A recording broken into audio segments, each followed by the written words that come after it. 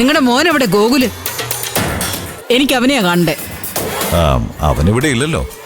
അവൻ എവിടെ പോയി ഒളിച്ചിരിക്കുവാന്ന്?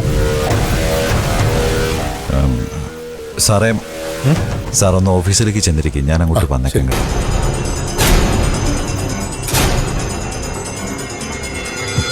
നിങ്ങൾ എന്തിനാ ഇങ്ങനെയൊക്കെ സംസാരിക്കുന്നത്? അവൻ എന്തിനാ ഒളിച്ചിരിക്കുന്നത്? അവനെന്തോ ആവശ്യത്തിന് എവിടെയോ പോയിരിക്കുക. എല്ലാരും കൂടി എനിക്കെതിരെ ഗൂഢാലോചന നടത്തി എന്നെ തോൽപ്പിക്കാൻ നോക്കുകയാണെങ്കിൽ അത് നടക്കത്തില്ല. ഞാൻ അതിന് സമ്മതിക്കുകയില്ല.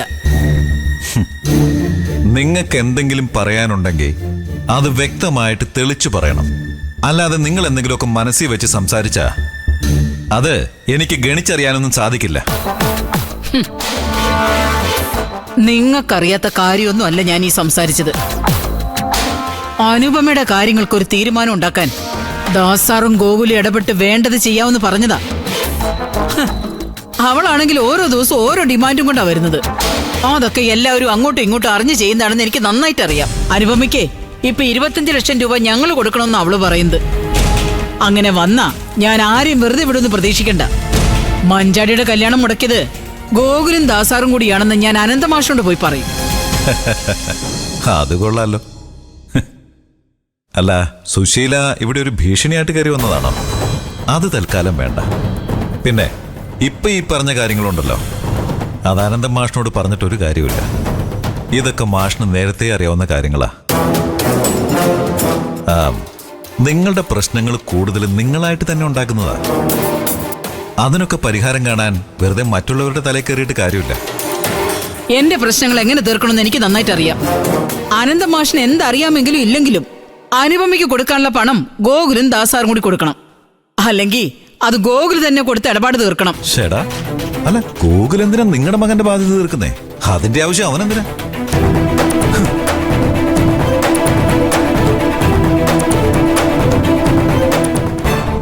സച്ചി സാറേ, വെറുതെ എന്നെ കൊണ്ടേ ആവശ്യമില്ലാത്തത് പറയിപ്പിക്കരുത്. എനിക്ക് തന്ന വാക്ക് ഇപ്പൊ മാറ്റി പറയുന്ന അവസ്ഥയുണ്ടായ നിങ്ങളെല്ലാവരും അനുഭവിക്കാൻ പോകുന്നേ ഉള്ളൂ. ഒരിക്കൽ മകളുടെ കാര്യത്തിൽ സംഭവിച്ചത് അറിയാലോ. എന്നോട് കളിച്ചാൽ അനുഭവിക്കാൻ പോകുന്നതേ നിങ്ങൾ തന്നെയാ. മകളിപ്പോ ആരും ഇല്ലാതെ വീട്ടിലിരിക്കല്ലേ? അതേ അവസ്ഥ എന്നെ മകനും ഉണ്ടാവും. ഞാൻ പറഞ്ഞില്ലെന്ന് വേണ്ട. അവന്റെ വിധി അതാണെങ്കിൽ അവൻ അതങ്ങ് അനുഭവിച്ചോളും. അല്ലാതെ ഇതൊക്കെ നിങ്ങളുടെ പ്രാക്കിന്റെ ഫലമാണെന്ന് വിശ്വസിക്കാൻ അത്രമാത്രം അന്ധവിശ്വാസിയല്ല ഞാൻ. നിങ്ങൾ ഇവിടെ നിന്ന് ഇറങ്ങി പോവാൻ നോക്കി, വെറുതെ ബഹളം ഉണ്ടാക്കാതെ. ഹലോ, ഞാൻ പോകാൻ വേണ്ടി തന്നെയാ വന്നത്, അല്ലാതെ ഇവിടെ സ്ഥിരതാമസമാക്കാൻ വന്നതല്ല. എനിക്കറിയാം എന്താ വേണ്ടതെന്ന്. അവളുടെ ഒരു ഭീഷണി.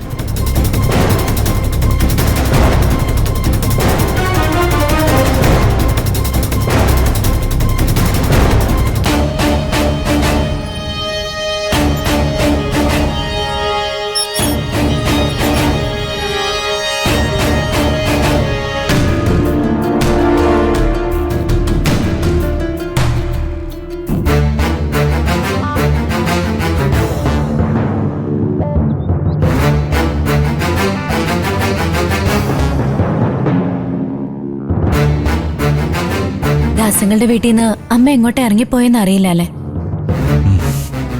ഇല്ല.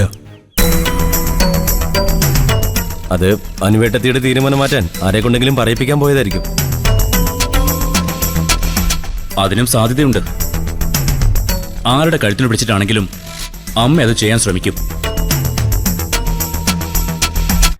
ഇത്തവണത്തോടെ എല്ലാ പ്രശ്നങ്ങൾക്കും ഒരു തീരുമാനം ഉണ്ടാവുന്ന ഞാൻ കരുതി.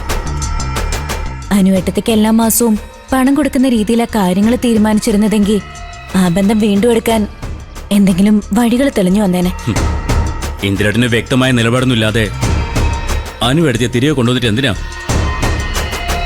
വീണ്ടും പഴയതുപോലെ തന്നെ തിരിച്ചു പോകാനോ? അല്ല, അല്ലെങ്കിൽ തന്നെ അനുവേട്ടത്തി അങ്ങനെ വരുമെന്ന് സത്യന് തോന്നുന്നുണ്ടോ? അതില്ല. ഇനി വച്ച് താമസിപ്പിക്കാതെ എത്രയും പെട്ടെന്ന് അനുവേട്ടത്തി ആവശ്യപ്പെട്ട തുക കൊടുത്ത് ഇടപാട് അവസാനിപ്പിക്കണം. എവിടുന്ന് ഇപ്പൊ ഇത്രയും പണം ഉണ്ടാക്കി കൊടുക്ക? ഒന്നും രണ്ടും അല്ലല്ലോ, 25 ലക്ഷം രൂപ വേണ്ടേ? എവിടെന്നായാലും ഇപ്പോ ഉണ്ടാക്കി കൊടുത്തില്ലേ പറ്റൂ.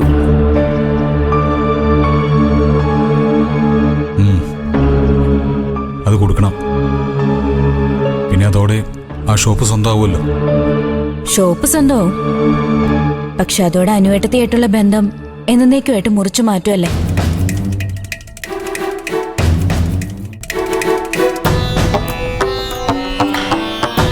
പിന്നെ അതല്ലാതെ വേറെ വഴിയൊന്നുമില്ലല്ലോ. എത്രയൊക്കെ മുറിച്ചു മാറ്റാൻ ശ്രമിച്ചാലും വിച്ചുമോന്റെ അച്ഛനാണ് ഇന്ദിരേട്ടൻ. ആ സ്ഥാനം മാറ്റാനാവില്ല.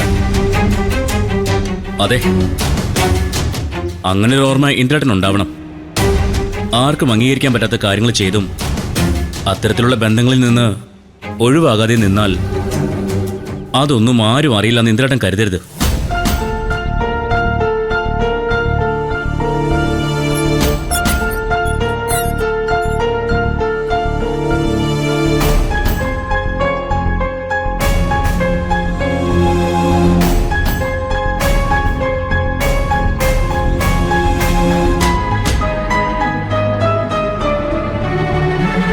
അമ്മയുടെ വാക്കും കേട്ട് ആശുപത്രിയിൽ പോയി നിൽക്കുന്നതൊക്കെ അനുവെടുത്തി അറിയില്ലെന്ന് ഇന്ദ്രേട്ടൻ കരുതുന്നുണ്ടോ?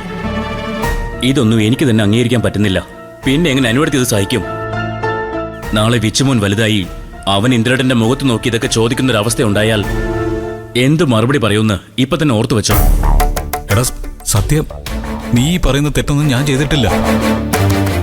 ഒരാള് വയ്യാതെ ആശുപത്രി കിടക്കുമ്പോ ഒന്ന് പോയി കാര്യങ്ങൾ അന്വേഷിക്കുന്നത് ഒരു തെറ്റാണോ? മനസാക്ഷിയുള്ള ആരാണെങ്കിലും അതൊക്കെ ചെയ്യുന്ന കാര്യമല്ലേ?